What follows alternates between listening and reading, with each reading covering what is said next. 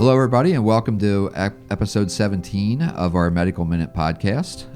First thing I want to do today is welcome a whole lot of new viewers, I hope at least. So we went from about 50 to right at 300 in a little over a week. So, yeah. Drum roll applause, please. It's been a lot of work, but a labor of love. And so anyway, we're getting there. So if you can keep passing the word out, that would be great. We love what we're doing here, and we think it's really important. So anyway, so Jill, we've been talking about this guy, this John Doe type person that has this metastatic case of prostate cancer lately. John Doe. Mm-hmm. John Doe. And so we've walked through all these different types of precision medication. I forgot to point out, this is our first time trying to coexist as a 3-person team. Yeah. Without the right kind of table. So we're waiting on that, and then meanwhile our producer is now an interior designer as well. You can see behind us. But anyway, going back, so we've covered these different types of precision medicine, precision oncology, whatever we want to call it. And then we'll take a little bit of a lull until we get what will be really the final piece of important information before John Doe, his treatment plan gets developed. So anyway, in the meantime, I wanted to circle back. We've kind of touched on this a little bit, but it's something that affects so many people. And so it gives us a chance to bring on Sherry Hughes today, and because she's going to be a key member of our team going forward. And so one of the things I wanted to talk about is chemotherapy. And so, Joel and I have touched on that in various ways, but I wanted to really kind of limit the discussion today to chemo, both from a clinician's point of view and from a patient's point of view. So I wanted to start out, oftentimes people will hear a term and they'll say, it's a systemic therapy. So what is a systemic therapy, and why is chemo considered to be a systemic therapy? Okay. So the term, you'll hear different, like targeted or localized treatments. Those are often used when using radiation. And why that term is used is because it's point and shoot. You have a specific spot that you are targeting, and that spot only is being treated. Okay. So when you start talking about the term systemic therapies, it is a therapy that goes system wide. Okay. Chemo. Chemo. Yep. Or immunotherapy. Yes. But yes. Okay. So then, and I think we hit on this one time before. Years ago, I read a book. It was called The Death of Cancer. And I think it might have been written by Vincent DeVita. I can't remember who the author was. It was. Okay. And so, and part of what that dealt with, even though it's written from an optimistic perspective about our ability to eventually defeat cancer, or at least manage it as a chronic disease, but it also takes you through the horrors of what once was treatment. Right. And so chemo sounded absolutely horrific back in the day when it was your grandpa's chemo. And it's a little bit different now, but still it is a challenging treatment. Yeah. And we've come a long way, right? Oh, yeah. But I was thinking maybe what we do is maybe you can both kind of speak to this from a clinical point of view, Jill, and then from a patient's point of view. We may have to do a second episode. But tell me, how do you feel, what have you seen that's changed even in your close to 30 years, I think, of experience, 20 plus years experience? 20 plus. 20 plus, all right. Yeah, that's right. 30 would be since birth. But anyway, in your 20 plus years experience, what have you seen change for the better? Why don't we focus on the positive? And then maybe Sherry can kind of take us through her recent experience only 2 years ago about that. Okay. So there have definitely been a lot of changes, even in the last 20 years, for all of the different treatment regimens that are available for patients.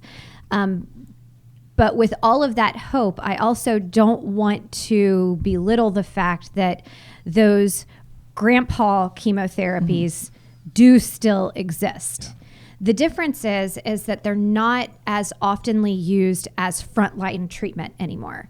The advances that we've made in treatment plans definitely have made it so we are seeing more durable responses, which means patients go longer without having a recurrence or without having their disease get worse or come back. But the other piece to that is the the side effect management is a lot better. So it's a lot more tolerable. Yeah. With the right management and depending on the different treatment plans, and Sherry, you can speak to this. Patients can work full time. Yeah, I did. Yeah. I did, and it was surprising to me because when you first hear that you're going to have to endure or take chemotherapy, you think you don't really know what that is as a patient. You know that you're going to go in and you're going to get an infusion, but you don't really know what to expect. My first chemo treatment, the process started at about 8 in the morning, and I didn't leave until 7 in the evening. It was very intensive because I had a series of cocktails. So oftentimes you think of chemo as a treatment. It is. And as Jill said, it's systemic. It's through the entire body. But your body cannot ingest all of that medication all at once. So it's a lot of stop and go. And I had a series of 6 different cocktails. Those are drugs, medications that are used together, to mix together to come up with your treatment for your chemo. Definitely not served with an umbrella. I had not served with an umbrella. Cinvadi, Paraplatin, Taxotere, Perjeta, you name it. I had all the gamut. And you have to get it infused, and you have to wait a little while. Then you have to get your system flushed out with saline. Then you have to start the next treatment. And they do that so that they make sure they minimize the potential for you to be experiencing immediate side effects, or maybe you have some kind of a reaction to the medication. Yeah. And a lot of the medications, even with what they call the pre-meds, which is usually the first little bag of cocktail that you get, kind of your appetizer. It's a combination of a antihistamine, and so you get medications like IV Benadryl, and you get a steroid, and you get a medicine like Pepsid, and it's all mixed into one bag, and it's all there to help prevent the side effects as well as the infusion reactions. And then usually there's also an anti-nausea mixed in, and they've created anti-nausea medications for cancer patients that now you get infused with it and it lasts for 3 days. Yeah. I was rather surprised because my first chemo treatment, I was thinking, okay, because I had watched my mom many, many years before go through it, and her body's response was not like mine. So hence, we have come a long way. But after my first chemo treatment, I thought that I would be laid up. I wouldn't be able to do anything, but I was like the Energizer Bunny because I had so many of those other medications that were infused to help my system, recover from it. And I was running all around doing things, and my husband was saying, "You got to sit down, you got to rest." And so, therefore, everybody though will not experience the same type of recovery. It all depends on also what you're doing to treat your body right and to treat your body better while you're going through the chemo. Eating, nutrition, drinking lots of water. Oh boy, here we go again. Yeah, lots of water. I know. Lots of water. Yeah, I know. Water water can be, I think, described as having medicinal purposes as well. 100%. Very good for you. How much of the body is made up of water? Yes, 78. Is it 78% or 78%? It's 70+%. Okay, I think 78. Yep. Well, and to speak to what you had said, Sherry, not everybody responds to the treatment the same way. And that is where the communication with the healthcare team is huge. We we definitely are not in the age of your grandpa's chemotherapy where we only have a very limited amount of options to manage the side effects. The amount of number of medications that are out there that can treat chemotherapy-related nausea and vomiting, the list is endless. And so, I'm constantly telling patients, if this doesn't work for you, you need to call and tell me. Do not wait until you come in for your next visit and say, well, I'll just talk to her when I see her. There is no sense in being miserable. And you don't have to. I mean, really. No. For me, I actually started to feel the effects of chemo probably around 72 hours after. I was thinking it would almost be immediate, but my first... That little bag of appetizer that you get, that's what has stuck with you for those 72 hours. And patients are almost amazed when I tell them, okay, look, you're going to come in the day of treatment. You're going to feel fine. You're going to wonder if we gave you anything. Right. The next day, you're actually going to be concerned because you're going to want to clean your house. Yeah, Those steroids are a happened to me. beautiful thing. And then you're going to wake up the next day and you're going to start to feel a little wilty. Yeah, about day 3. But it is important that with each day that you're, again, treating your body right, that you're resting even when you feel like you don't need to rest, that you're, and that water, I'm telling you, drinking plenty of it, because what goes into the body, you got to be able to flush that out of your system, and that will help you recover a little faster. It's not the end all be all, because you are getting some very heavy doses of medication there, but it does go a long way. All right. So then, message received. Even though it's not all about me, but sometimes it is, right? Or John Doe. Or John Doe, that's right. And you haven't had chemo I have not yet. at this point, Hopefully, right? Hopefully not for a while.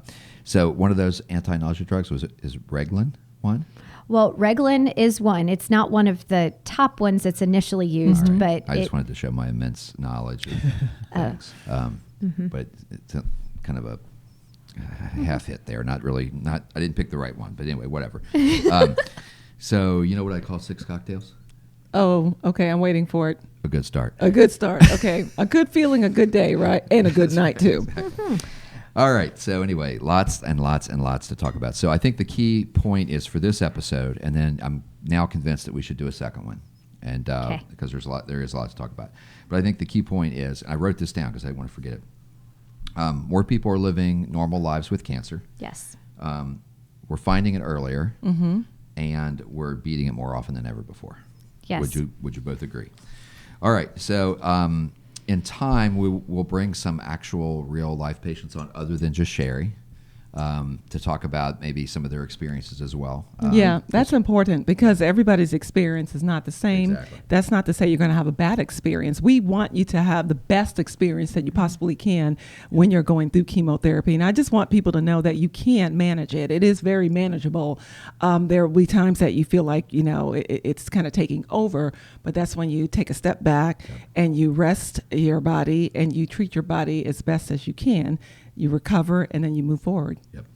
And I don't ever want any of our viewers to think that we're painting a picture that cancer and its treatment is sunshine and rainbows.